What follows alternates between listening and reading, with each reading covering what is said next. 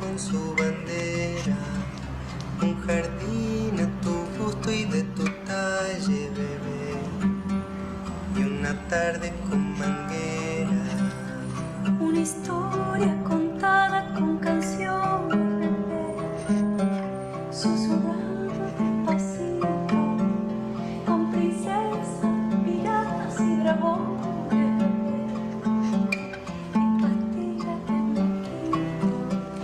Calecita una vez a la semana, bebé, el paraguas cuando llueve, golosinas después de la mañana, bebé, mi cariño cuando quiera.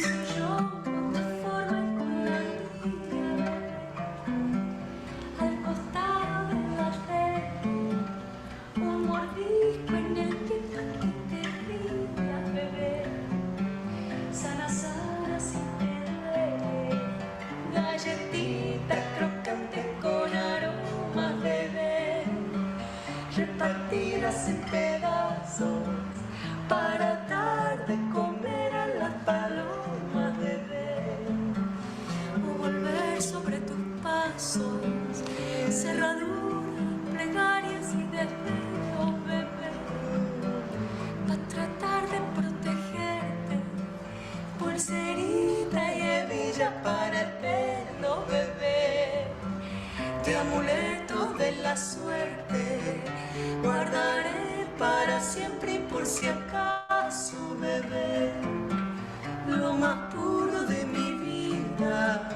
un cantero de besos y de abrazos, bebé, para verte florecida, bebé.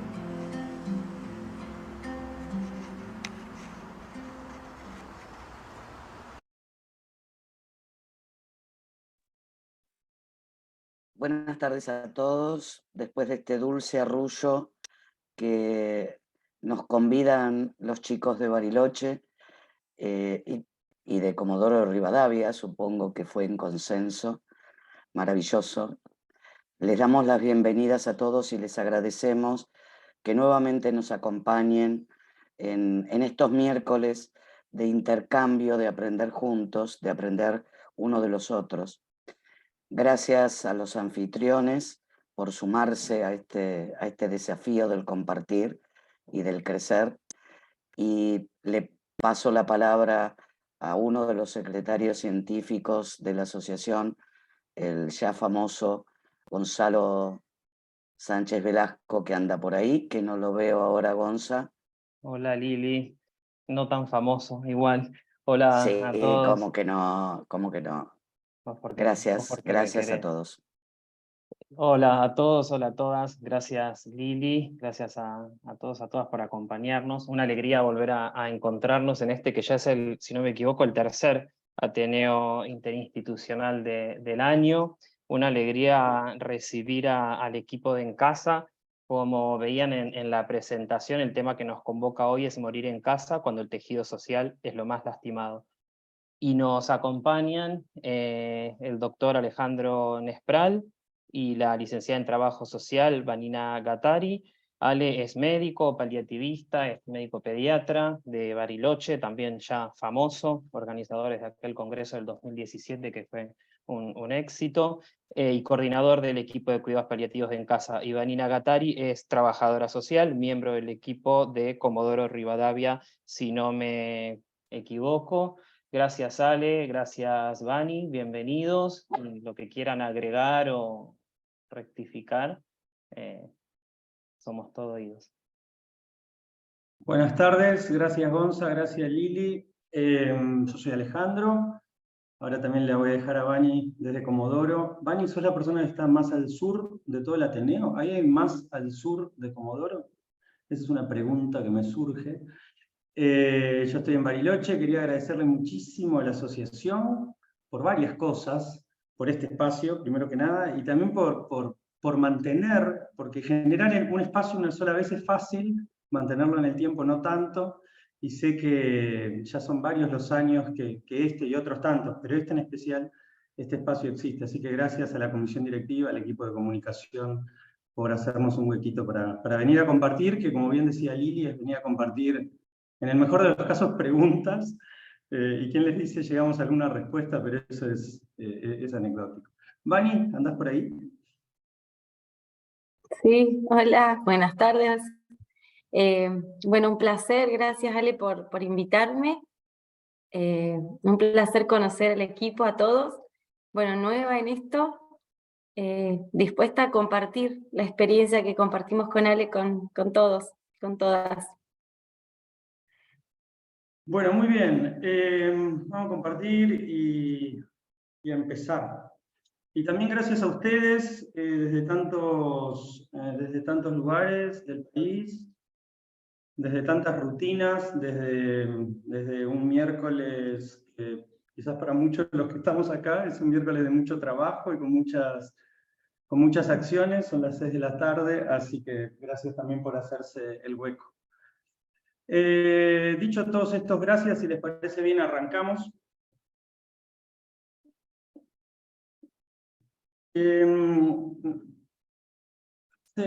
No sé si Sofi está por ahí, pero cuando allá por febrero, me parece, surgió la posibilidad... Acá estoy. Ahí está, Sofi por ahí me ayuda. En febrero más o menos surgió la posibilidad de sumarnos a la grilla de Ateneos desde en casa. Ahora les cuento 2 palabras de qué es este proyecto de cuidados paliativos, qué es en casa. Pero con muchísimo entusiasmo dijimos que sí, y nos anotamos sin tener para nada claro de qué íbamos a hablar en el Ateneo, digamos, ¿no? ¿Quién sabe el tema de un Ateneo 3 meses antes? Nunca se ha visto en la historia, una cosa así. Y cuando se iba acercando la fecha, y Sofi, con la misma sonrisa que tiene en pantalla, me mandaba audios diciendo, vale, se acerca la fecha. Entonces, puertas adentro, somos bastantes a lo largo de todo el país quienes hacemos cuidados paliativos en casa. Empezamos a tirar ideas de cuáles podían ser estos temas, y como muchos y muchas de ustedes imaginarán, no es fácil elegir un tema de Ateneo, particularmente para los Ateneos de este espacio, porque no conozco, hay muchas caras conocidas para mí, pero por supuesto no conozco a todos a quienes están acá, pero bueno, pareciera que es medio implícito que hay que traer algo interesante, ¿no, Sofi? Digamos, no sé si estos Ateneos nos vamos a poner a hablar de que la morfina es importante, o de cosas que por ahí, para la mayoría de quienes estamos acá, forma parte de nuestro día a día. Así que nos fuimos preguntando qué historia de vida nos tocó acompañar desde el equipo de cuidados paliativos de En Casa, que como decía ahora les cuento un poco más. Y la memoria se nos fue para la historia que trajimos hoy. Porque casi implícitamente nos vimos en la necesidad de elegir una historia que nos haya marcado, una historia que nos haya desafiado, una historia que nos haya incomodado, y una historia que al terminarla nos haya quedado la incertidumbre de si hicimos o no las cosas bien. Y con esos atributos empezamos a recordar esta historia, una historia que sucedió hace ya, Vani, casi 2 años, un poquito menos, que sucedió en Comodoro Rivadavia, y que dentro de unos minutos, Vani, que fue un personaje clave, nos va a traer. Y en el medio del relato, porque a fin de cuentas lo que contamos en historias, vamos a ir compartiendo con ustedes algunas de las preguntas que nos hicimos durante la atención, y algunas de las preguntas que nos hacemos ahora, a 18 meses, largos 18 meses de haber atendido. Así que si están de acuerdo, avanzamos. Les decía que en unos minutos les contaba 2 palabras nomás para que tengan un contexto. Con Vani y con otros compañeros, compañeras que veo que están acá presentes, somos parte de un equipo a nivel nacional de cuidados paliativos de En Casa. En Casa es una de las varias empresas de internación domiciliaria que hay en el país, que a partir del año 2022, En Casa tiene más de 30 años, pero a partir del año 2022, o sea, el año pasado, empezamos a volver a soñar con la idea de tener un programa de cuidados paliativos, y pelear, luchar, rompernos la cabeza por algo que estoy seguro que muchísimos de quienes estamos acá compartimos como meta, que es extender los cuidados paliativos y que lleguen lo más que se pueda a la mayoría de las personas que lo necesitan, y romper ese paradigma latinoamericano de que cada 10 personas que necesitan cuidados paliativos, apenas 1 y pico lo reciben. Yo soy Alejandro, soy pediatra, estoy, como les decía, en la ciudad de Bariloche y me toca estar en la coordinación de ese programa, que en resumidas cuentas, como otros programas de cuidados paliativos que hay en el país, intentamos generar equipos de cuidados paliativos en distintas zonas, y donde no se puede generar equipo, conseguir colegas, invitar colegas a la atención de las necesidades paliativas de niños, niñas, adolescentes y adultos. Nos propusimos algunos objetivos que por ahí nos van a ir acompañando a lo largo de esta tarde.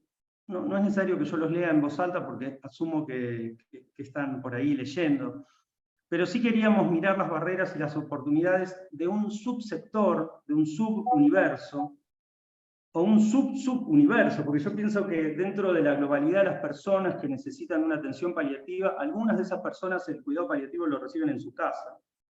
Y dentro de ese universo, algunos los reciben a través de la medicina privada, diferenciándose de lo que es recibir cuidados domiciliarios a través de la salud pública. Entonces, vamos a aprovechar, ese es el sector donde estamos nosotros, así que en algún momento vamos a pasar cerquita de las barreras y oportunidades.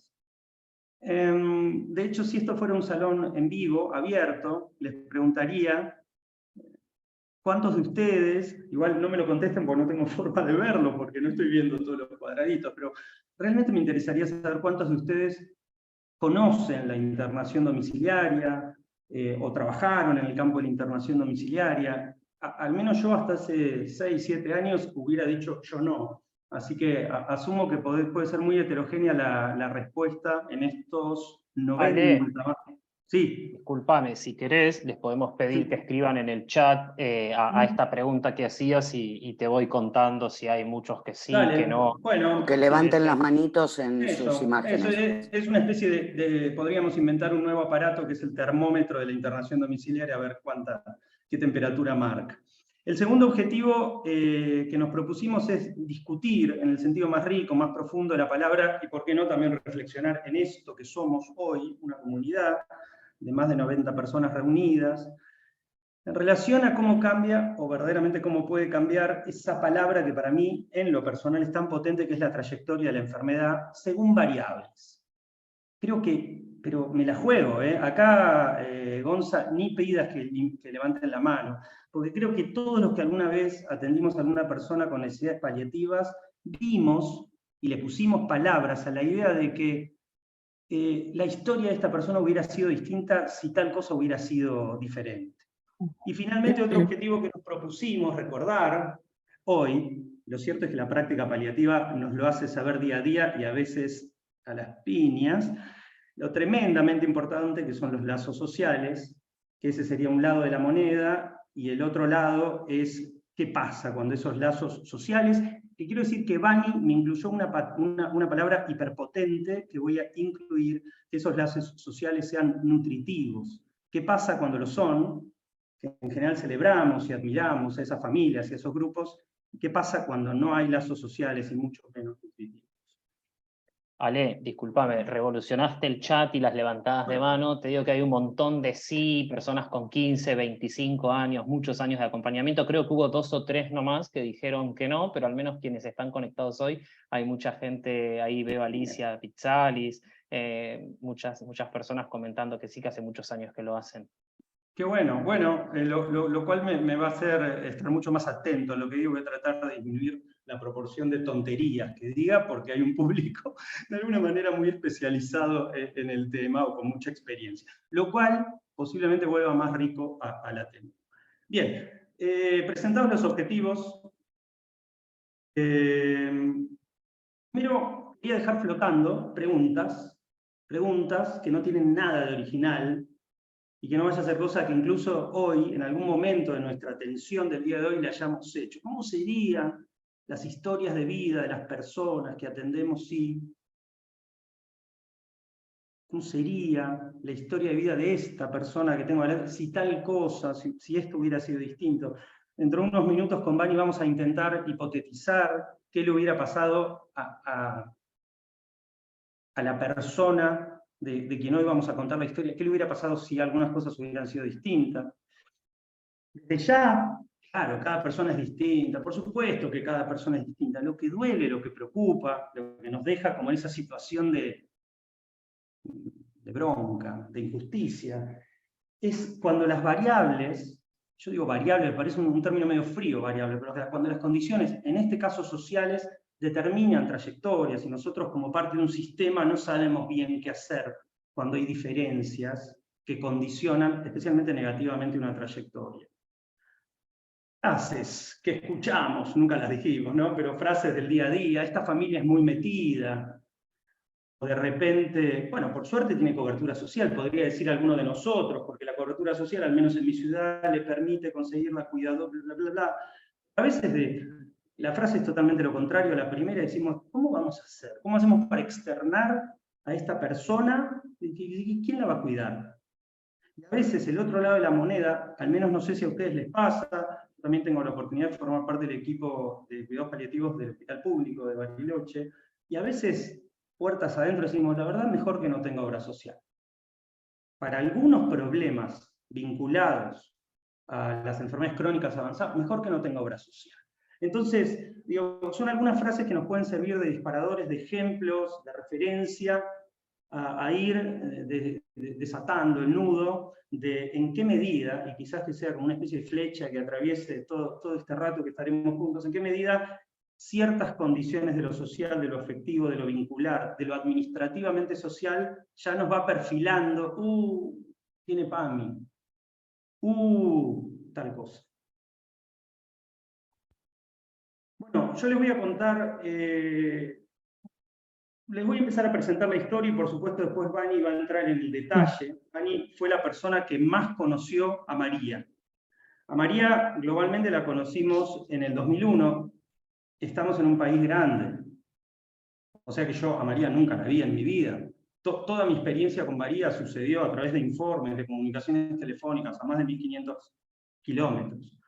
María, cuando nos llega un papelito que dice, María nunca se llamó María, claro está, ¿no? Pero cuando María llega en forma de pedido, es María, tal edad, tal documento, tal cobertura social, solicito internación domiciliaria, y muy poca información médica, lo suficiente como para darnos cuenta que tenía un cáncer de ovario, que había sido diagnosticado un par de años antes, y que ese cáncer de ovario estaba súper avanzado. Nos llega a nuestras computadoras, a nuestros escritorios, el pedido de la internación domiciliaria. Después quizás vamos a hacer 2 o 3 comentarios sobre la internación domiciliaria y algunas particularidades.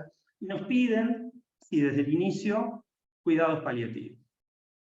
RP indico cuidados paliativos, ¿no? Como si los cuidados paliativos fueran una monodroga que uno sabe exactamente en qué dosis darla. Pero bueno, había una combinación de variables que cerraban, ¿no? Cáncer avanzado, cuidados paliativos. Lo primero que hicimos fue que una compañera médica, primero creo que fue un compañero, un médico varón, la fue a ver, y esta fue una frase que ella dijo, y después con Vani nos va a contar que fue una frase que estaba presente, ¿no? Sí, Una y otra vez. Dijo, sí. no me quiero internar, ¿no? Ese fue como, antes de contarnos cómo se llamaba, nos dejó claro que no se quería internar, como tantos otros pacientes, pero no me quiero internar porque no puedo abandonar a mis hijos. Ahora les vamos un poco a contar un poquito más, algunos detalles más de la familia. María, con sus 35 años y una situación traumática de la cual, traumática, sí, inesperada, violenta, su marido falleció, su marido bombero, en un incendio fallece 2 años antes y ella se queda con sus 2 hijos. Cuando empezamos a conocer la historia de su vida, nos cuenta ella que es adoptada, que se entera de adulta, que fue adoptada. Esto lo contamos porque tiene sentido con cómo después se fue dando la historia, que sus papás adoptivos habían fallecido, entonces su red afectiva cada vez era más chiquita en la medida que ella lo iba contando. Hace poquito había tenido contacto con su madre biológica, quien, en el contexto de su enfermedad, quien niega el vínculo o no lo admite abiertamente, tiene 2 hijos de las edades que ustedes ven ahí, no tiene hermanos.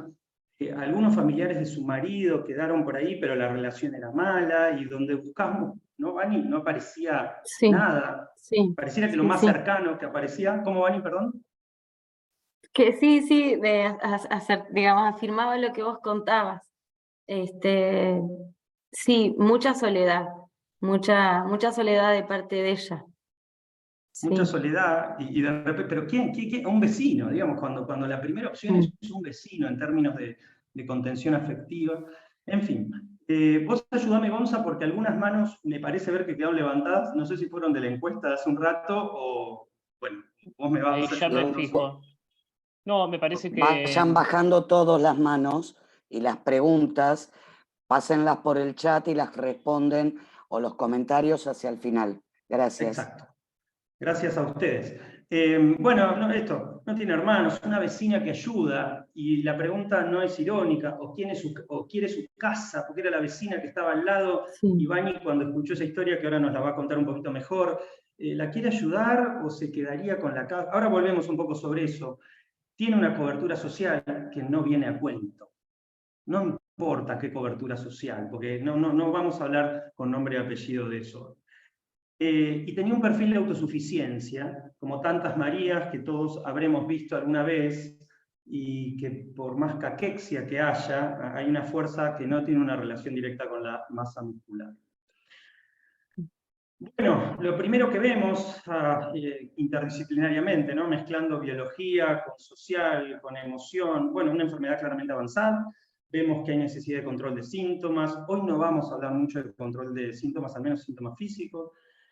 Que el performance que tenía, el performance, para decirlo claro y que nadie se pierda ninguna palabra, es su capacidad de autonomía estaba muy disminuida, que necesitaba cada vez más ayuda para, y nadie ayudaba, y 2 niños que tienen que almorzar, que tienen que cenar, que tienen esos hijos, esos pequeños que les conté, que nos vuelve a decir una y otra vez no me quiero internar. Y el primer feedback, la primera respuesta, que es un informe largo que busqué y encontré, que es de este médico que la fue a ver, me dice, para mí necesita un trabajador social, digamos, no sé qué hacer. No era tan desafiante los sintomáticos, si bien era mucho, me dice, no, yo los síntomas los voy a manejar, puedo hablar con el oncólogo, pero ¿cómo vamos a hacer? Y ahí surge, le digo, bueno, pedime, que es un circuito interno en internación domiciliaria, le digo, bueno, solicitame la intervención de servicio social y yo le doy la justificación, que se cae de maduro. Algunas de las 100 personas que estamos hoy acá les parece que no se cae de maduro. Hicimos un informe, lo justificamos, conociendo los bueyes no alcanza, con poquito, hicimos bastante. ¿Se imaginan ustedes? Nos dijo su cobertura social, 3, 2, no está autorizado. No está autorizado. La razón tiene que ver con que lo social no va por internación domiciliaria, la familia tiene que ir a un departamento, llamar al mail, mandar una carta, digamos, no, lo social no entra en internación domiciliaria. Esa fue como una primera frase que ahora la cuento y me río, pero me río por no llorar, digamos, lo social tiene otro departamento, ¿de acuerdo? ¿No? La departamentalización, o como sería esa palabra, de la salud. Conclusión que no estuvo autorizada, y el médico me dice, pero no, el médico me miraba como diciendo, me tiene sin cuidado si lo autorizan. No, yo no voy a poder trabajar sin servicio social, nos replegamos como equipo de trabajo. Yo creo realmente que hicimos lo mismo que haríamos las 100 personas que estamos acá, o la mayoría, que es que dijimos, bueno, ¿cómo hago? Ustedes saben que en internación domiciliaria, todo lo que se manda en domiciliaria privada, ¿no? Todo lo que uno envía al domicilio de un paciente, un recurso humano, un algodón o una silla de ruedas, esa contraentrega, perdonen que me ponga medio administrativamente de gestión, pero esa contraentrega que después la cobertura social lo pague. Está claro, ¿no? Yo no lo tenía tan claro hace un par de años, pero es obvio. Bueno, entonces, ¿cómo se envía recursos a un domicilio? Bueno, invirtiendo, poniendo plata. Bueno, no importa. Decidimos que aparezca la trabajadora social, tuvimos el gusto de conocer a Vani, y Vani fue. Y Vani, y yo me voy a empezar a callar la boca porque ella va a tomar la palabra ahora, encontró un montón de desafíos, de situaciones. Si pensamos que era complicada la situación, grande fue nuestra sorpresa cuando nos dimos cuenta que era mucho más que complicada. Pero ahora les quería traer un segundito un objetivo de los que planteamos al principio, que son barreras y oportunidades en el campo de la atención domiciliaria, campo en el cual la mayoría de ustedes levantó la mano. Repasar algunos elementos que vuelven característica a este modelo de atención. Las obras sociales y las prepagas no tienen equipos de internación domiciliaria propia. Debe haber alguna excepción, estoy hablando en general. Pero en general lo que hacen es, reciben un pedido de internación domiciliaria y lo tercerizan, lo delegan, contratan a una empresa, de las muchísimas que hay en el país, más grande, más chiquita, más cerca, más lejos, y contratan el servicio de internación domiciliaria. Es parte del PMO. Desde hace algunos años la internación domiciliaria no es algo que un auditor médico tenga tanto margen para no canalizar por donde corresponde, por supuesto, y más si la mayoría de los que estamos acá estuvimos o estamos en internación domiciliaria, sabemos las trabas, las barreras, las discusiones que tenemos con nuestros colegas auditores cuando, ¿cómo no me autorizás la trabajadora social en este caso? Bueno, hoy este es un auditorio, según las manos levantadas, muy especializado, pero creo que estaríamos de acuerdo si vamos a nuestros hospitales, a nuestros sanatorios y hacemos exámenes de qué es la internación domiciliaria. Mi percepción, me hago cargo de lo que digo, es que hay bastante desconocimiento al respecto. Compañeros míos del hospital la pifian con conceptos asociados a la internación domiciliaria, ni hablar la comunidad. Y permítanme lo coloquial de este punto. Me parece que en internación domiciliaria hay ciertas prestaciones, ciertas profesiones que van a los domicilios que son más fáciles de pedir, que son más fáciles de que la autoricen. Yo le puse, entre muchísimas comillas, el trío habitual. Disculpen si eso genera alguna imagen que nos lleve la cabeza por otro lado, pero el trío habitual generalmente es, o para mí lo conforma la enfermería, el médico, la médica y algún profesional del equipo de rehabilitación, generalmente kinesio. Pide pista a la cuidadora domiciliaria y lo que está por fuera de ese trío es más difícil conseguirlo. Es más difícil, no imposible, es más difícil meter psicólogas y psicólogos en los domicilios y es muchísimo más difícil, o comparativamente más difícil, que entren bañinas a los domicilios. Quería marcar estos puntos por si sirven, en todo caso, como repaso. Vani, ¿nos contás un poco? Prepárate, sí. Pero yo soy... perdón, me olvidé que les quería... Mientras preparábamos este Ateneo, me encontré con esto, ¿no? Ahora les cuento qué es esto. Por ahí, siguiendo la línea de lo que intentaba plantear recién, es preguntas retóricas, ¿no? ¿Cómo abordamos las necesidades sociales en domicilio? Y especialmente en el campo de lo privado. ¿Cómo hacemos? Ustedes deben tener sus estrategias, yo encontré las mías. Ninguna estrategia es infalible. ¿Podemos atender a María? Obvio. Pero ¿qué estrategia tenemos cuando no nos autorizan prestación? Bueno, yo conté una, no debe ser la única. Pero voy a ser muy autorreferente en esto, autorreferente a nuestra organización. Calculo que todas las empresas de internación domiciliaria, incluso los equipos hospitalarios, tienen consentimientos informados o documentos similares, como una especie de contrato con ese paciente familiar, de qué te voy a dar, qué no te puedo dar, cuáles son mis límites a la hora de atenderte en domicilio. Entonces, buscando cosas en la compu, me encuentro con el consentimiento informado nuestro. 3 carillas, está buenísimo, de talla, qué tiene que hacer el paciente. Bueno, bien. Pero en un momento, muy al principio, dice, si no hubiera familiares o allegados dispuestos a hacer ciertas tareas, la internación domiciliaria no sería posible. ¡Wow! Dije yo, porque por un lado siento que está bien eso que está escrito, pero si fuera tremendamente verdad, yo tendría que haberle dicho a la obra social que a María no la podíamos atender. ¿Y quién la atiende? Otra empresa. Pero traigo esto como una especie de ironía de la tremenda necesidad. A ver qué palabra es la que estoy buscando. Es como el rol protagónico que tiene la familia o los vínculos de cercanía al momento del cuidado. Tácitamente sabemos que para cuidar a alguien en domicilio necesitamos de ese apoyo familiar. ¿Qué pasa cuando no hay nadie que cuide? Ahora sí, Vani. Bueno, gracias, Ale. Un placer escucharte. Bueno, como les decía Ale, me llamaron, me preguntaron si podía, fui a la casa de María. Lo que me impactó al llegar al domicilio fue la casa. La casa estaba ubicada hacia atrás, digamos, toda la parte de adelante estaba cerrada. Estaba dispuesta hacia el lado del patio para que los chicos no estuvieran en peligro, digamos, no fueran a la calle. María estaba en cama, caquética, deshidratada, con mucha dificultad para respirar. sin posibilidad de movilizarse, con dolor. La casa parecía abandonada, con montañas de ropa sucia para planchar, cosas sobre las mesas.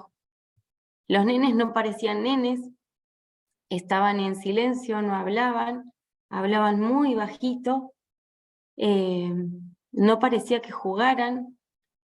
Y la única preocupación, digamos, mi preocupación o mi interés era qué iba a pasar con esos nenes cuando ella no estuviera, qué posibilidades había, qué red se podía armar para cuidarla a ella y a los nenes. Y bueno, como contaba Ale, no había red. Ella me cuenta esta historia familiar y también empieza en mí a tener sentido esto de, bueno, este personaje de ella de guerrera tenía para mí mucho que ver con mi interpretación, con estos abandonos, estos secretos, estos conflictos familiares, estas dificultades en los sistemas de comunicación familiar, que hacían que ella no pudiera confiar sus hijos a nadie. Su familia de origen estaba fallecida, sus padres adoptivos estaban fallecidos. Ella no había sabido de boca de sus padres adoptivos que era adoptada, se enteró después. Como decía Ale, su mamá biológica, no había comprobación legal de este vínculo, era una suposición de ella por comentarios, por vecinos, por parecido físico. No había nada concreto. Ella estaba convencida de eso y la mamá le decía que no. Así todo, en alguna internación, en alguna consulta médica, esta posible mamá biológica se hacía cargo en algunas cuestiones del cuidado de estos posibles nietos. Ella había estado en otro domicilio en donde se había tenido cercanía con una vecina, se había mudado, esta vecina estaba ocupando su casa anterior con sus hijos y había en ella cierta desconfianza de cuál era el motivo de esta mujer de ayudarla, ¿no? Cuál era el interés. Si tenía un interés genuino o si el interés era quedarse con esa casa, que tenía un terreno fiscal, y al no estar loteada no había podido tener titularidad de los niños, entonces estaba el peligro de perder esa casa. En el medio, lo que mi foto era una situación de abandono de los tres, de padecimiento y de abandono de los tres. Mi sensación inicial fue que la situación de desnutrición era de los tres y de abandono era de los tres, emocional, alimentaria, de higiene. Y por eso cuando yo ponía y pensaba en las necesidades básicas, yo pensaba, puede sonar superficial, ¿no? Necesidades básicas, insatisfechas. Y pensaba, para ella era... su gran preocupación era que alguien fuera a cocinarle a los chicos unos fideos, o que fuera a comprar un poco de arroz, o quién se iba a ocupar estos días de la comida de los tres, sobre todo de sus hijos. Y su único motivo de llamada era, ¿podés venir a cocinar? Digamos, o ¿cómo podemos hacer para resolver esto? También pensaba que algunas redes sociales se habían armado espontáneamente, como desde la escuela de su hija de 7 años, que las mamás y la docente y la vicedirectora se habían organizado para, como transporte escolar para buscar a los nenes, llevar al más chiquito al jardín y llevar al más grande a la escuela. Un poco la escuela se ocupaba del tema de la alimentación, por lo menos durante esas horas de escuela. Algunas mamás preparaban viandas. Y bueno, mi preocupación era cómo hacemos para conseguir una cuidadora domiciliaria que garantice las necesidades básicas de los tres. Hago el pedido a la obra social y la obra social no me reconoce, no me acepta la nota. Veníamos de pandemia, entonces me dice, nosotros no recibimos notas. Yo los intimo a que me reciban la nota, me dice el de seguridad que no me puede recibir la nota, que mando un mail, que llame un 0800, nadie me contesta el mail ni el 0800. La obra social, yo tenía muchas ganas de demandar a la obra social, y yo dependía de esta obra social, y la empresa en la que trabajo también, entonces ahí a mí se me jugaba qué hacer con esta obra social. Bueno, ahí un poco lo que charlamos de las obras sociales, nos ponen también algunas trabas que en otros ámbitos podemos no tener. Y en la urgencia fui a la Subsecretaría de Desarrollo Humano a ver si conseguí un subsidio para pagar una cuidadora. Y digamos, las instituciones municipales, como primer trabajo, como primer reacción, proponen internación de los niños, internación en casa del niño. Y era lo que justamente, digamos, yo estaba tratando de evitar, generar una red para que estos nenes no tengan que estar institucionalizados. Trabajé 9 años y medio en la casa del niño de Comodoro, conozco cómo funciona y era lo que más me importaba evitar. Bueno, las necesidades básicas eran urgentes, entre que se iba organizando qué hacer, buscando algún tipo de red, me llama Julio, el enfermero, angustiado, que ella necesitaba internación urgente, estaba con muchas dificultades respiratorias, él estaba tramitando la ambulancia para trasladarla, y los nenes estaban en la casa, y el enfermero me dice, ¿qué hacemos con los nenes? Ella me pide que lo lleve con su mamá biológica, la supuesta mamá biológica, que legalmente no tenía ningún amparo legal.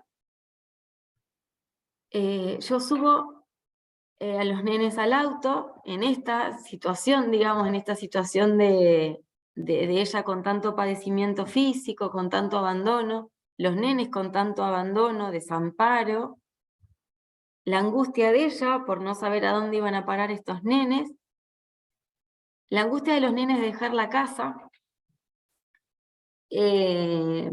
bueno, y yo con un signo de preguntas. Lo subí al auto sin saber si estaba bien, sin saber si era correcto, y fui a la casa de esta abuela.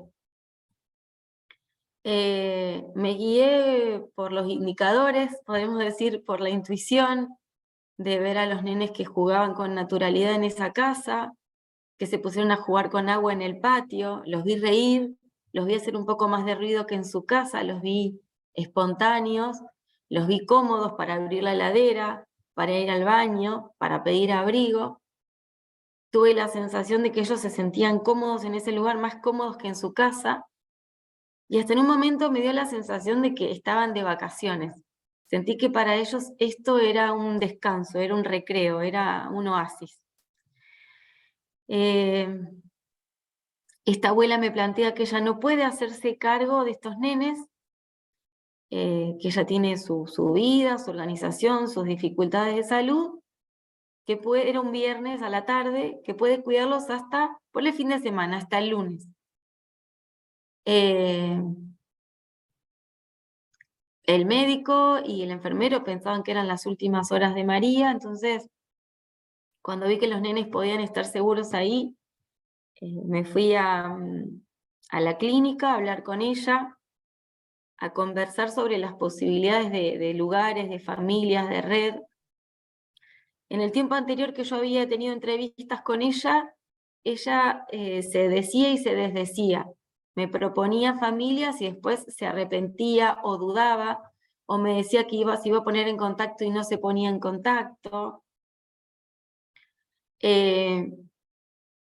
Yo imaginaba que ella tenía mucha desconfianza y le costaba confiar en que alguna familia pudiera cuidar a sus hijos. Tenía mucha preocupación sobre lo legal, lo económico, que nadie perjudicara a sus hijos, respecto de la pensión que el papá les había dejado, la pensión que ella les iba a dejar, la propiedad que ellos les iban a dejar, que los nenes no quedan en la calle.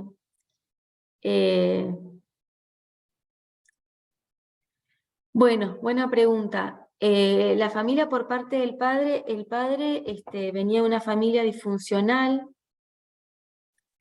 Él se había ido de la casa muy chico por muchas cuestiones conflictivas, de violencia. Hay indicadores de consumo en ese grupo familiar. Tuve entrevista por indicación de María, que me había sugerido ponerme en contacto con una prima de su marido, fallecido, y ella me plantea su imposibilidad de cuidar a los chicos. Incluso me presenta un escrito legal diciendo que ella no tenía la obligación de hacerse cargo. Yo le dije que no, digamos que si era su voluntad. Y bueno. Aparece otra prima del padre que se veía posible.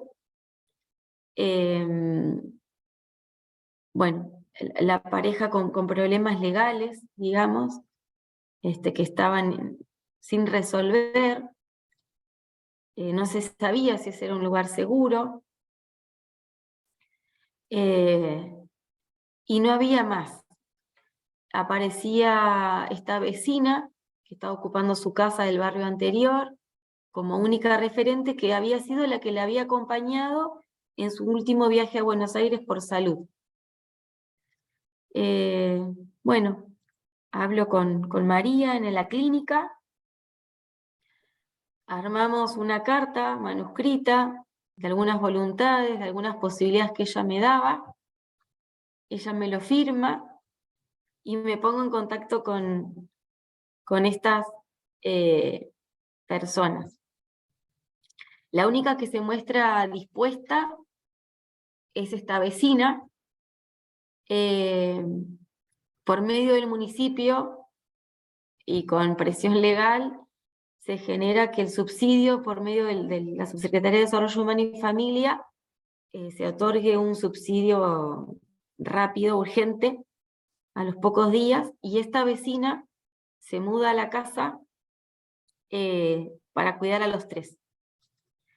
María sale increíblemente de alta y en este momento conviven los 4.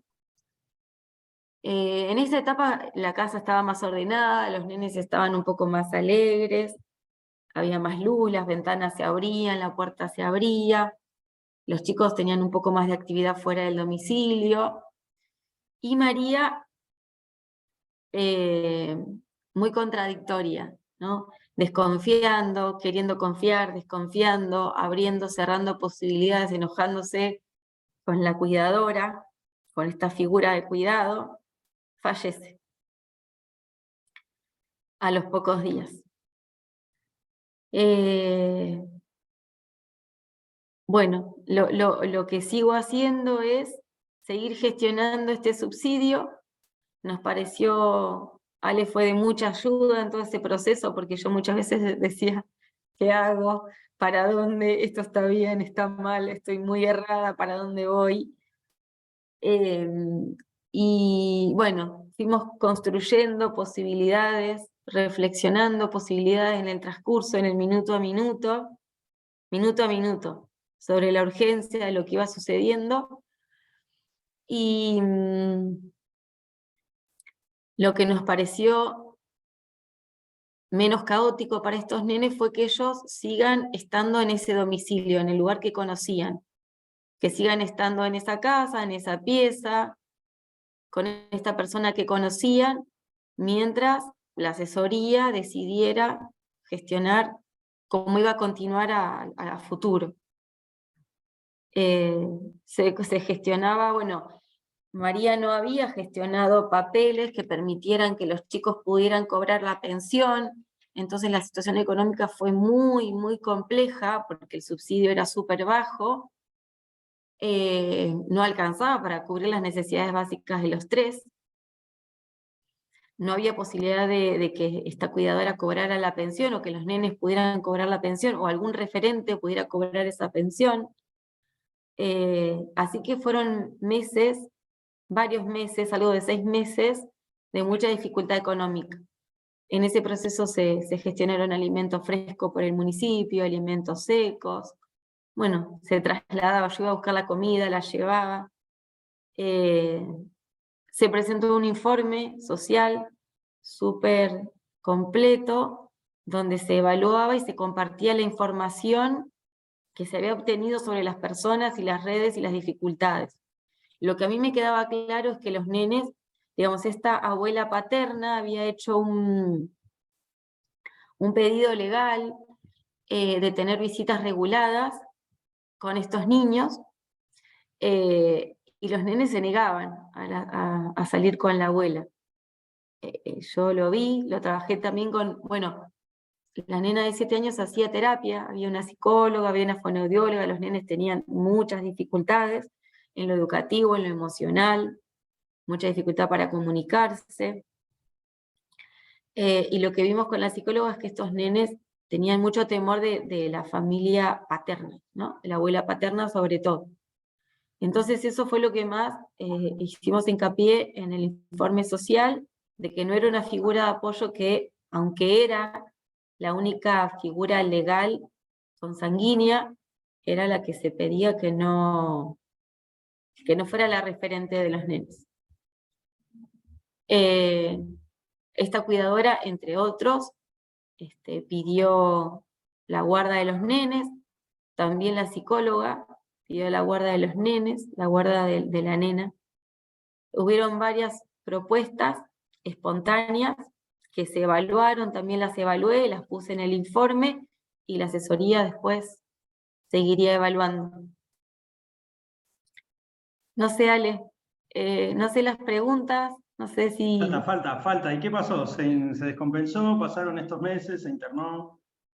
Sí, Creo que esa última sí. internación ya no había mucha capacidad de oponerse o mucha fuerza para hacerlo, y finalmente se muere internada. Internada. Pero antes de llegar a un momento donde vamos a soltar algunas preguntas al aire y por ahí desbloqueamos la posibilidad del micrófono y que hablen, siguió, Vani, me parece que siguió un cachito más. ¿Nos contás en un minutito cómo fueron ese post-fallecimiento? Vani Sí. y Ale, perdón, disculpen, una interrupción. Sí. 2 comentarios. Por un lado, el formato para las preguntas y el intercambio es que lo puedan volcar en el chat, el formato que usamos habitualmente. Y por otro lado, que está Susi Cirusi en el auditorio, que quizá ya en todo lo que hace como a lo legal, ahora o después, si quieren, en el intercambio, cuando a ustedes les parezca, también nos puede dar como... ahí seguro mucha ilustración.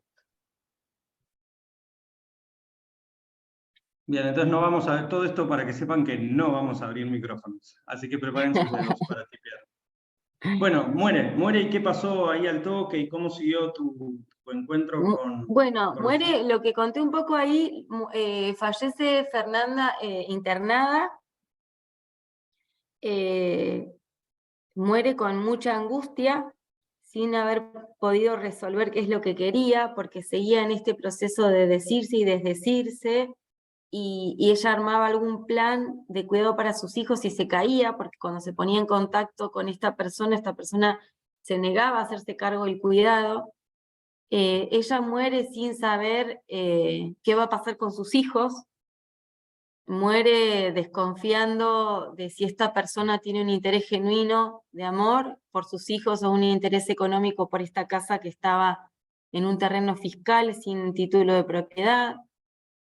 Y los nenes, al morir ella, como decía, quedan en su domicilio viviendo con esta cuidadora temporalmente hasta que se resolviera legalmente la situación. Y finalmente... Nuestra evaluación fue que sí, que se pensaba que era, digamos, una propuesta potable, y que lo que veíamos es que esta cuidadora a los chicos los evaluaba mucho mejor en su desarrollo social, en la escuela, en otros ámbitos, en su capacidad lúdica. Se los vio mucho mejor después de la inclusión de esta cuidadora en el domicilio. Bueno, y como pueden leer ahí en imagen y ya como casi epílogo de la historia, Bani hizo, si mal no recuerdo, algunos informes finales, seguía el ciclo del subsidio y se terminó. Y se diluyó la historia en perder el contacto, ¿no? Que también es una forma de terminar vínculos, de terminar historias. Gracias, Bani, por traer esta historia que en un evidente abuso de asimetría, porque yo sí puedo hablar y a mí hoy me dejaron el micrófono abierto, les quería decir que la primera vez que escuché esta historia fue muy diferente a porque la primera vez fue en vivo, tratando de contestar mails, hablando por teléfono, enojándome, porque no era Vani la única que se enojaba, y enojándome con un pobre guardia de seguridad de una prepaga que a modo de spam analógico no nos podía recibir la nota, y demás símbolos de la, qué sé yo, de la astuta burocratización de la salud. La segunda vez que escuché esta historia fue en estos últimos 10 días, cuando con Bani la repasamos y volvimos a leer informes y nos volvimos a contar pedacitos de historia que el otro no se acordaba, y la tercera vez que escuché la historia fue ahora, sin la necesidad de tener que escribir un mail a una obra social o a una prepaga, y en todas las veces las emociones son un montón, así que casi como si estuviéramos en un espacio docente, en el hospital o en el sanatorio o en el equipo de trabajo, les voy a hacer una pregunta que va a ser retórica, en el sentido de que no voy a escuchar sus respuestas, pero antes de empezar a andar nuestros cerebros y nuestros razonamientos, les voy a dejar picando la pregunta de que traten de identificar qué emociones tienen, porque lo más probable, lo más seguro es que todo lo que luego aportemos en el intercambio de chat o en la pregunta o en la forma, esté atrapado o esté contenido también en esta emoción, porque si hay algo que la historia de María, que no se llamó María, algo que genera son, al menos a nosotros dos, Bani, a mí y al equipo de trabajo, emociones muy encontradas. Antes de hacerles preguntas a ustedes, y quizás Gonza nos ayuda a recibir algunas respuestas, porque me parece que la clave va a ser, nosotros preguntamos, todos preguntamos, todos contestamos. Digo porque no nos hagan preguntas muy complicadas, porque no vamos a saber la respuesta. Cuando estábamos hace unos días con Bani armando este Ateneo y pensando cómo contar esta historia, y qué aspecto de esta historia contar, porque podríamos haber contado el desafío que fue pasarla de morfina a metadona, pero eso no nos pareció relevante en este punto. Nos empezamos a hacer una pregunta con Bani, y decimos, ¿cómo hubiera sido la historia de María si algunas cosas hubieran sido distintas? Es un juego, es hipótesis, la historia de María fue así. Los vínculos sociales, los lazos afectivos de María eran estos, no hay problema con eso. La prepaga que tenía era esta, que era la prepaga también que le había quedado de su marido, que falleció. Pero si podés cortito, Bani, o la velocidad que quieras en realidad, si querés compartir con las muchas personas que están acá este juego que vos y yo intentamos hacer, de cómo hubiera sido, o cómo imaginás que hubiera sido la historia de María, porque Bani, no lo contamos, pero Bani trabaja también en el Hospital Regional de Comodoro, trabaja en salud pública, compartimos esa dualidad público-privada, y yo en un momento le digo, Bani, ¿cómo hubiera sido, cómo te imaginás que hubiera sido la historia de María si a María no si te la hubieran contado en el hospital, pues nos dimos cuenta que está mal formulada la pregunta. Si María hubiera habido estado, ¿está bien? ¿Se conjuga? Hubiera habido estado internada en tu hospital público, que es parecido a todos los hospitales públicos del país. ¿Qué te imaginás que hubiera pasado con María? ¿O qué escenarios te imaginás? Bueno, nosotros lo que compartíamos era, nosotros en el hospital en Comodoro, yo trabajo en el hospital Alvear, no tenemos internación domiciliaria, no hay cuidados paliativos, entonces yo pensaba, no hubiera tenido internación domiciliaria, no habría podido pasar si no hubiera tenido cobertura social, ese último tiempo con sus hijos, esta última etapa de su vida, hubiera estado internada y sus hijos hubiesen estado institucionalizados en casa del niño. Los nenes no la hubieran visto morir, no hubieran también cargado con esa mochila, la angustia, el padecimiento, ellos, del abandono de su madre y de ellos.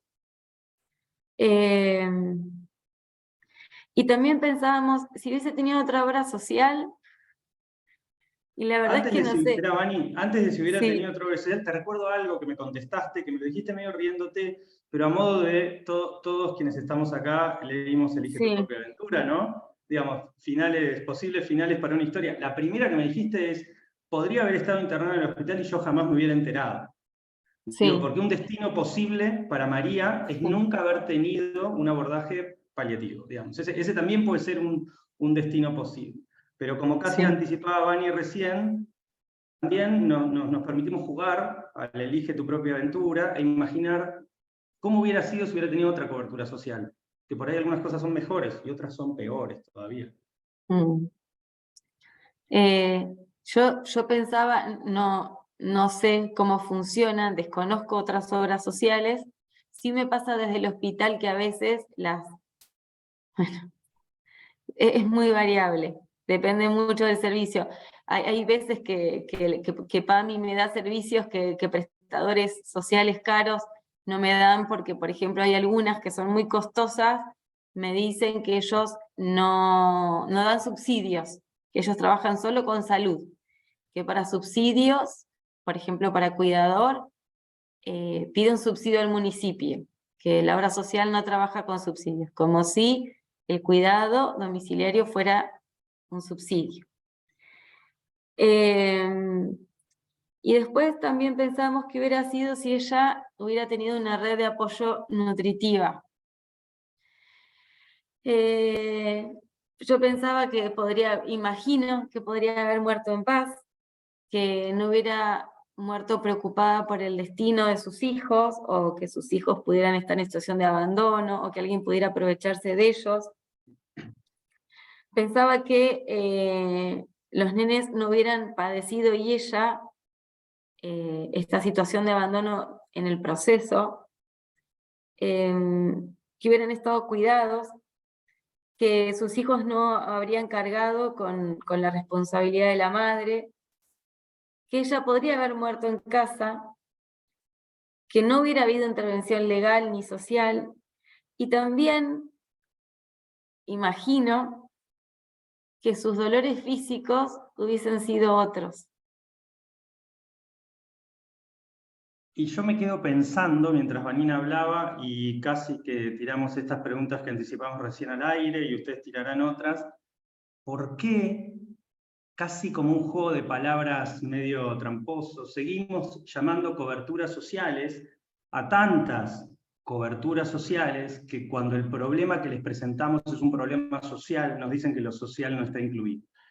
Dicho lo cual, bueno, es falsa la idea de abrir micrófonos, tal como Gonzalo nos anticipó, así que la parte de micrófonos déjenla de lado, pero conectando cabeza, corazón y demás, al menos como disparadores, y bueno, y vemos a dónde nos lleva el chat, o dónde nos llevan los comentarios,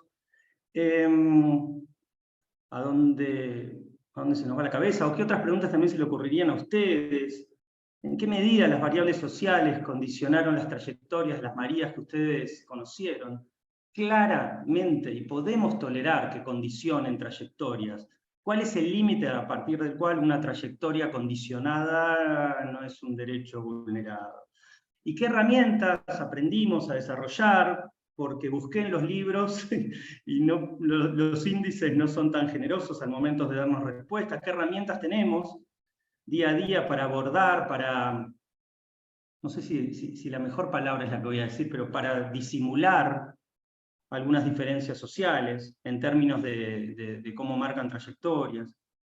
Y abiertamente, ¿qué más? ¿Qué los puso a pensar? ¿Y a dónde fueron? Si es que algo de eso puede estar condensado, escrito o intentado bajar. a un chat. Así que, Gonza, ayúdanos a surfear este momento de aportes, de comentarios. Perfecto. También te invito a vos, Gonza, vos que tenés micrófono, digamos, pero a que intentamos hacer algo parecido a un intercambio Dale. y ver a dónde Perfecto, vamos. para que te quedes tranquilo, Ale, en los dos primeros hubo muchísimo intercambio a través del chat, pudimos transmitir bien las preguntas, se pudo hacer súper fluido igual, aunque a veces parece un poco, viste, como fragmentado. Te cuento, más allá de lo que decíamos hoy, de muchas personas con mucha experiencia en el trabajo en domicilio, ahora los últimos comentarios, Ayelen nos dice que trabaja en una obra social provincial y que cubren cuidadores y acompañantes terapéuticos. Después Ana dice que quizá internada se hubiera podido controlar síntomas físicos, que desde lo emocional el sufrimiento ella considera hubiera sido peor, ya que su deseo era no estar internada. Si vos querés, si ustedes quieren hacer como algún comentario o algo, interrumpime, yo si no te sigo como contando un poco lo que hay en el chat y ustedes después hacen algunos comentarios, como prefieran. Meta. Dale. Después María nos dice que está en Tandil, que tuvieron un caso llamativamente parecido, que el equipo de paliativos del hospital coordinó la internación domiciliaria, pero que fue necesaria la participación de un grupo de acompañamiento para pacientes con cáncer de mama que ella coordina, y en este sentido menciona también que los grupos de voluntarios son muy importantes. Veía ahí algunas caras de los hospice, que en las presentaciones, que hay gente de los hospice y pensaba en esto, ¿no? En los grupos de voluntarios y en las experiencias de los hospice. Después Natalia Ledo nos dice que da mucha bronca el desamparo frente al que nos encontramos, desamparo de todo tipo, que una red social nutritiva seguramente hubiera facilitado la situación de María, y que en ese sentido acuerda con Vani, que muchas cosas hubieran sido distintas, que si muchas cosas hubieran sido distintas, su dolor físico también habría sido menor. María Eugenia dice, las prestaciones de Bani finalmente fueron a cargo de la prepaga o como su labor en la municipalidad, que no le quedaba claro, entiendo quién pagaba las prestaciones de Bani. Después Maris nos dice que cree que en lo posible se tiene que acompañar el deseo del paciente, buscar siempre posibilidades, que es mejor tomándolas en equipo. Y después hay un comentario, yo creo que Víctor o Fede quizá pueden desmutear a Susi Cirusi, que nos plantea que cree que en estos casos se nos enfrenta con los propios límites de los cuidados paliativos frente al peso específico que tienen los determinantes sociales en nuestro sistema de salud en especial y en el sistema social en particular. Gracias, Susi. No sé si querés ampliar o agregar algo más. No, es que la sensación que yo tengo, Baruch Espinosa decía que aquellos que pretenden que la ley resuelva todo generarán más problemas que soluciones. Y obviamente que es imposible desde, digamos, obtener una respuesta legal satisfactoria cuando los vínculos humanos y sociales están rotos o son inexistentes previo a cualquier intervención. Entonces es como que esta era crónica de una muerte anunciada, perdón que haga referencia a este título. Es como que de entrada uno ya sabía que no iba a tener red alguna de contención, ni que iba a tener mayor respuesta que esta que hicieron remando en dulce de leche repostero con dos escarbadientes como remo. Entonces me parece que esto es bueno también tenerlo en cuenta, porque mi sensación es que muchas veces nos cuesta aceptar nuestros propios límites, y tipo actuamos Don Quijote contra los molinos de viento y vamos a perder, esto es seguro. Más allá de algunas cuestiones legales, pero que creo que no son las importantes en este momento, ¿no? Pero creo que hay un fallo general del sistema, no solamente de salud, sino del sistema de redes comunitarias, sociales y humanas. Y eso es algo que no lo podemos resolver desde el caso individual. Bueno, gracias, Susi. Y un gusto escucharte, que hace mucho no nos vemos. Yo no sé, Vani, por dónde va tu cabeza con los comentarios. Hay una fácil de contestar, que es muy administrativa. Las prestaciones de Vani corrieron a cargo de la empresa, digamos. Esa fue la estrategia que nosotros encontramos, porque con la imagen incluso de los molinos de viento, digamos, eran muchas las batallas que había que dar en muchos lugares, y esta parecía una de las más fáciles de resolver, como dejar de pelear con esta empresa para que reconozca, dejar de pelear con esta prepaga para que reconozca una tarea que, o un rol, o una prestación, hablando técnicamente, que no reconocemos. Y eso que acabo de decir como respuesta a una pregunta muy concreta, pensaba como... Vieron que siempre se dice, no lo había pensado hasta acá, pero siempre se habla de un sistema de salud fragmentado y digamos, es un lugar común por el que cuando intentamos hacer algo parecido a una descripción del sistema de salud, al menos en Argentina, tenemos una salud muy fragmentada. Yo creo que la fragmentación opera, la fragmentación existe en distintos niveles, digamos, porque cuando uno va a un subsistema, como es por ejemplo la medicina prepaga y especialmente el abordaje de personas en internación domiciliaria. Tan fragmentado está el sistema que según cómo organicen las áreas, las esferas que compone una persona, los trámites tienen que ser realizados en distintos escritorios. Hay que mandar a distintas casillas de mail según el problema, según la esfera. Lo social fue la respuesta. Lo social no se trabaja en el departamento de internación domiciliaria. Es impresionante. Digo, no estoy descubriendo absolutamente nada, pero no, la fragmentación opera y sigue operando y se va hasta niveles muy, muy bajos. Digamos, está muy bien organizado el sistema. Está muy bien, ¿no? Ojalá se entienda la ironía, digamos, está muy bien. Eso fue como una cosa que no la podíamos creer. Por eso trajimos, le dije, Vani, no deje de contar la imagen del pobre Sereno, digamos, que no recibía la nota, digamos. Es muy astuto el sistema, lo social va por otro lado. Pero acá lo social, y por eso jugamos con varios títulos posibles, y haciendo una especie de analogía, si se quiere, histológica, histopatológica, quisimos traer la idea de que el tejido, de todos los tejidos que nos componen, en este caso era el que estaba más enfermo. Y después, otra idea que quiero soltar, se van sumando algunos, ahora me callo la boca y Gonza, levantamos algunos comentarios más, de refilón voy mirando comentarios y voy concordando con varios. Pensaba en algún congreso, en alguna reunión informal con colegas médicos o de todas las áreas que incluyen el universo de los paliativos, alguna vez salió un concepto que me parece que lo podríamos retomar, o que serviría para, ¿no? La idea de encarnizamiento. Yo creo que la palabra encarnizamiento, a la gran mayoría de los que estamos acá, casi siempre se asocia a encarnizamiento terapéutico. Parecía que la palabra encarnizamiento nació para lo terapéutico. Y me parece que hay una oportunidad ahí para pensar otros, creo que la palabra clave que dijo Susi, a mí la que más me retumbó son límites de la tarea. Digo, pensaba en otros encarnizamientos posibles que a veces tenemos como equipo. Digamos, los equipos de cuidados paliativos, creo que en general nos autopercibimos con ganas de hacer el bien y de no tolerar los límites e ir más allá, ¿no, Susi? También como, no, a mí una obra social no me va a decir y va. Me parece, tironeando un poco la definición, si no hay encarnizamientos sociales, si no hay encarnizamientos espirituales, si no hay encarnizamientos comprensivos, donde yo quiero que entienda, no es este el caso, ¿no? Pero yo quiero que entienda la enfermedad que tiene, yo quiero que los lazos se sanen, pareciera que ya venimos recorriendo un camino rico, profundo, donde el encarnizamiento terapéutico incluso tiene una connotación negativa, ¿no? Levante la mano a quien le gusta estar encarnizado terapéuticamente. Nadie va a levantar la mano, Gonzalo.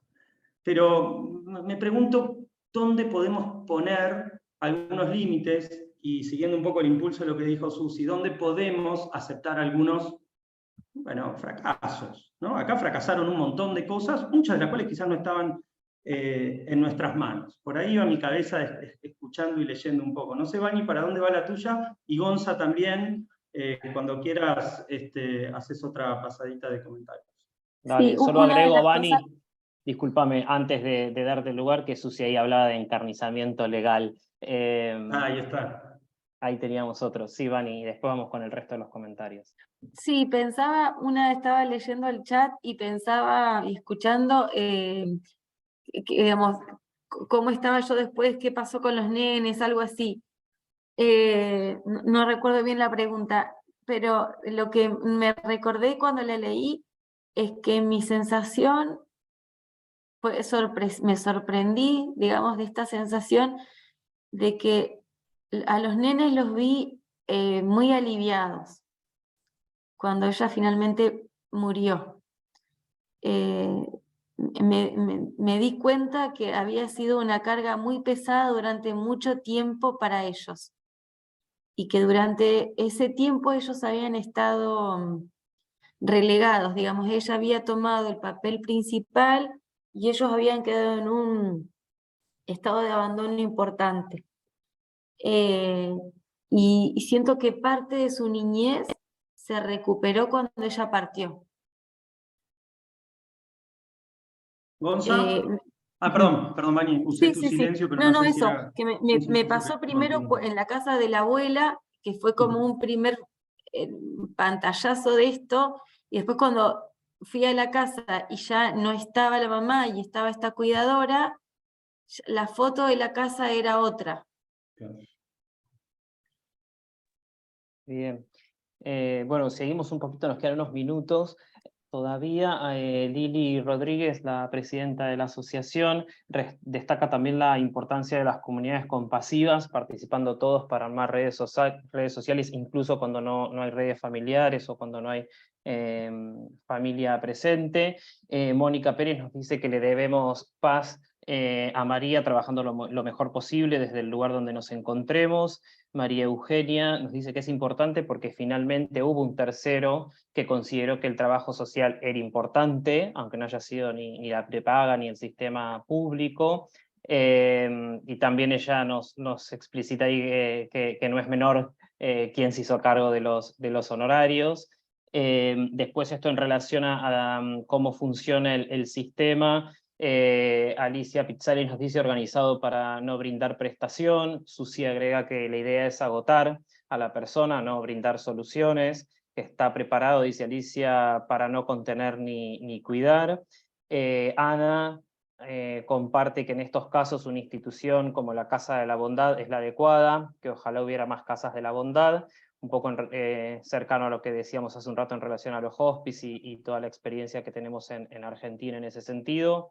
Patricia también habla de la burocracia social, que siempre hace que se llegue tarde. Lili Rodríguez, en otro comentario, nos habla de la importancia de la atención centrada en el paciente, que claramente no estuvo presente en el seguimiento previo de María, que hubiera permitido intervenciones más precoces.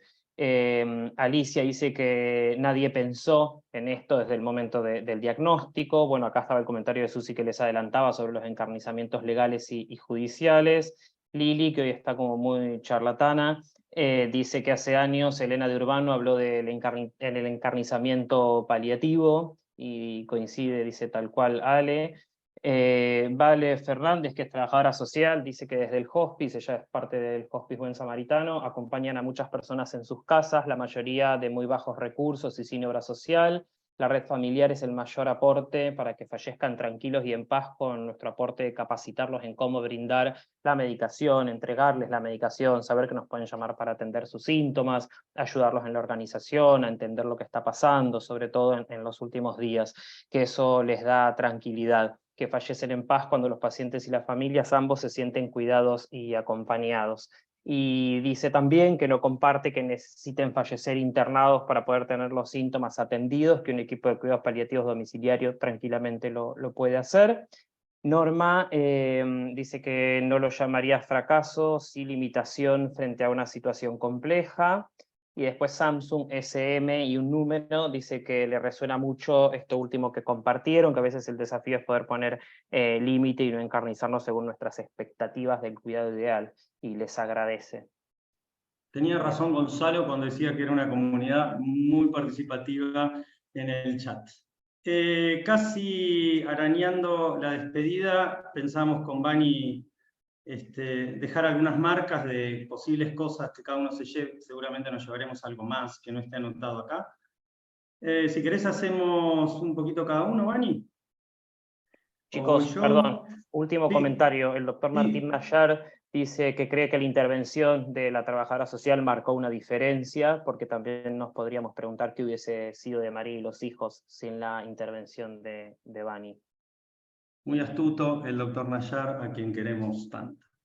Bueno, a ver, ¿qué nos llevamos? La internación domiciliaria, como uno de las formas, de los formatos, es un ámbito, sin duda, donde los cuidados paliativos, no tengo idea cuánto, pero la sensación es que crecieron muchísimo en el último tiempo, últimos años, por supuesto con sus clásicas barreras y oportunidades, y barreras y oportunidades. ¿Bani? ¿Querés? ¿Qué me llevo? Esto que están compartiendo ahora, me lo llevo. Lo que me están devolviendo y pensar la importancia del trabajo social. Me di cuenta de más cosas ahora escuchando lo que compartían en el chat. Intentaremos Gracias. hacer una parte B. Sí. Bueno, eso que dice Bani, no vamos a hacer de esto todo un editorial sobre lo social, y probablemente yo no sea la persona indicada para hacerlo, pero bueno, a priori se nos ocurrió anotar para no ser tan drásticos, que no siempre es fácil de incluir en los sistemas, y cuanto más hacia lo privado, digamos, uno empieza a habitar, es un poquito más difícil. Los lazos sociales, y con la palabra que arrancamos, que la volvemos a traer acá, nutritivos, sabemos y no discutimos, es así, condicionan trayectorias de vida, no es ese el problema. El problema es cuando lo condicionan vulnerando derechos. Por supuesto, no solo los lazos sociales, muchísimas cosas condicionan nuestra vida, pero le dejo así como pregunta flotante, ¿qué tenemos que ver, digamos? ¿Qué quiere usted conmigo, digamos? ¿Qué tenemos que ver como efectores de salud en esto de las trayectorias y las variables que modifican trayectorias? Sospecho que algo tenemos que ver. Gracias, un placer también esta oportunidad de dar a conocer otro de los tantos impulsos que hay a lo largo y el ancho del país y que por suerte siguen saliendo, que es este programa de cuidados paliativos desde en casa. Empiezo agradeciendo y termino al menos agradeciendo. Yo le quiero agradecer muchísimo a Bani a nivel personal, porque me podría haber dicho que no también, ¿no? ¿Te parece un Ateneo, digamos? Y fue un sí rotundo cuando hace un par de semanas hablamos. Así que muchísimas gracias, Bani, de parte mía. Y de parte de todos. Gracias a todos ustedes y todas por quedarse hasta esta hora. Y gracias de nuevo a la asociación, a Gonza por el acompañamiento, a Lili, a Sofía, al equipo de comunicación, y que sigan estos espacios de reflexión comunitaria. Chicos, nos quedan ahí unos minutitos. Ale, ya sabés que la comunidad paliativa te tiene mucho cariño, pero te digo que hoy Bani se ha llevado todos los corazones, todas las felicitaciones, todos los aplausos. La doctora Laura Daud, que nos está mirando por YouTube, pobre que no pudo ingresar a la sala porque hoy superamos el cupo, dice que coincide con el doctor Martín Nayar, que le parece importante trabajar en el equipo, en aceptar los límites de nuestras intervenciones y rescatar los logros del cuidado. Los felicita, hay un montón de agradecimientos y felicitaciones. Lili Rodríguez también les dice: excelente, colegas, no puedo irme sin una de sus frases de cabecera, que va dirigida a Bani, que es admirable los cojones que pusiste en el seguimiento. Voy a ir bajando en algunos otros comentarios, también Alicia Pizzalis, te mando un abrazo, Bani, después de tan ardua tarea. Les agradecen haberlos escuchado, los felicitan, hablan de la excelencia del encuentro, de cuánto nos deja para reflexionar, para hacer, para pensar. Tengo que ir bajando un poquito más. Bien, son todos agradecimientos y muestras de cariño. Si quieren también ahí pueden ir leyéndolas. En nombre de la Secretaría Académica, de la asociación, agradecerles una vez más, chicos, por participar y por todo lo que nos compartieron. La verdad que ha sido excelente el encuentro de hoy. Bien. antes de despedirnos, y como siempre, nos quedan algunos minutos. No sé si quieren cerrar con alguna cosa, tenemos unos minutitos más, Ale o Vani, y después voy con los avisos más parroquiales. Me parece que está bueno está bueno que sobren minutos, digamos, no siempre nos podemos dar ese lujo. Bien, comparto algo más, estoy mirando ahí el chat de YouTube, la doctora María de los Ángeles Minatel, otra que quedó afuera del Zoom, cosa que lamentamos mucho, dice que a veces es importante tener red con las ONG, y el doctor Guille Mamana también felicita al equipo de En Casa, esto me lo comparten por cucaracha. Chicos, la verdad que ha sido un lujo, ha sido hermoso escucharlos, qué complejidad, cuánto trabajo, cuánto compromiso por la tarea, y celebro el rol de la trabajadora social. Aprovecho antes de los avisos parroquiales que sepan que en el Congreso va a haber espacios de trabajo social, se van a sentir representadas y van a ver qué tan productivas son las trabajadoras sociales paliativistas que tenemos.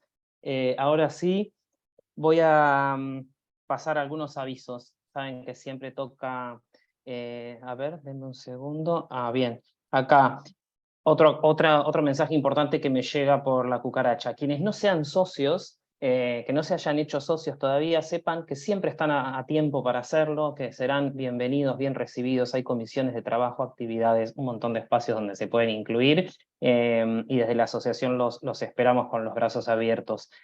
Ahora sí, los avisos para lo que se viene.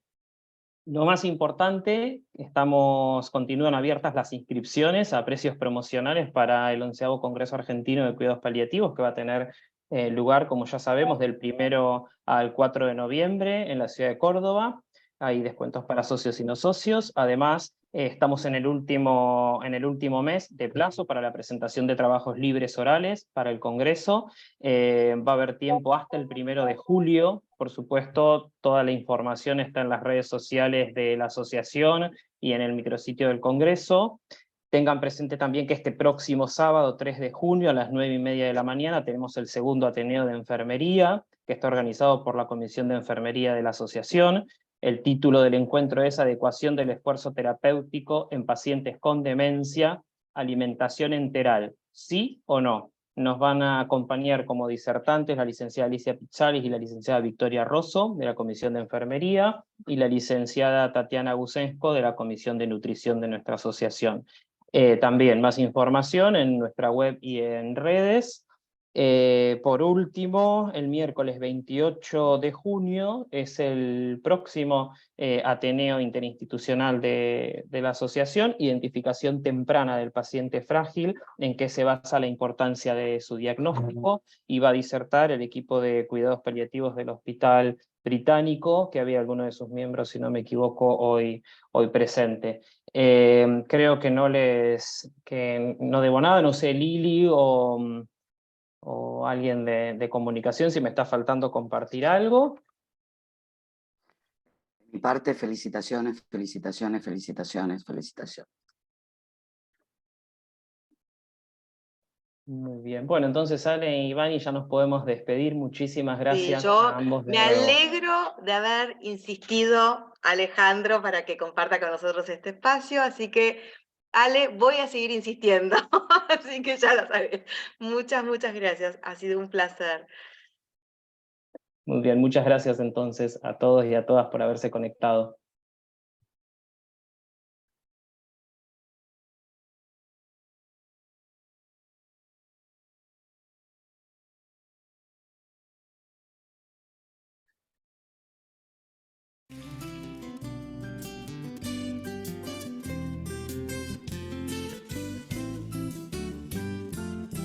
Si pienso en algo para decir, si pienso en alguien por quien vivir, si casi nada se tiene en pie y este segundo ya se nos fue.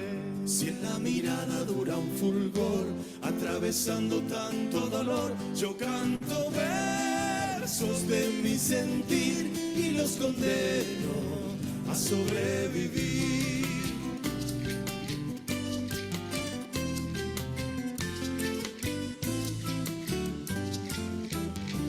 Donde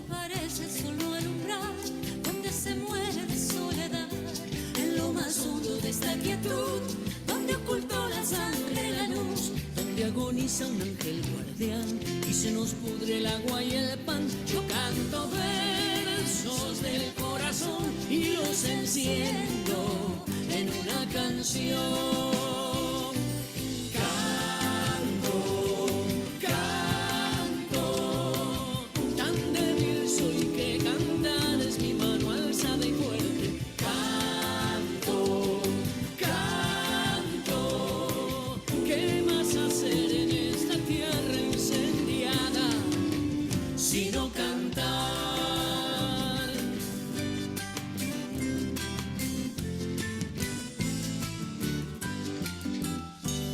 Invisible de la ciudad, donde se ocultan odio y verdad, donde las bocas de un niño gris corren sonámbulas tras de mí. La infortunada noche que un Dios arrepentido nos olvidó. Canto versos de furia y fe pa' que me ayuden a estar de pie.